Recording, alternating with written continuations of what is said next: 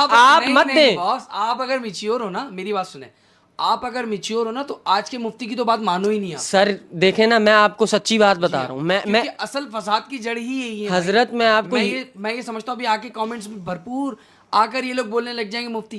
میں ہر مفتی کی قدر کرتا ہوں، ہر مفتی کا احترام کرتا ہوں، کیونکہ نبی کریم صلی اللہ تعالیٰ علیہ وآلہ وسلم نے فرمایا کہ علماء میرے ورثہ ہیں، کہ علماء میرے وارث ہیں. جنہوں نے علماء کی بے عزتی کی انہوں نے میری بے عزتی کی. لیکن کہ آج کے ہمارے جو علماء ہیں وہ کوئی ایسا کام کر رہے ہیں جو خالصتاً نوجوان کی سر رہنمائی کے لیے ہو. میں آپ کو بتا رہا ہوں، ہم خود ٹھیک نہیں ہے یار. یہی تو اگر بات ہم ہے. پہ حضور علیہ اب آ السلام نے کر تو لوگ بولتے ہیں کہ حضرت عمر فاروق جیسا حکمران.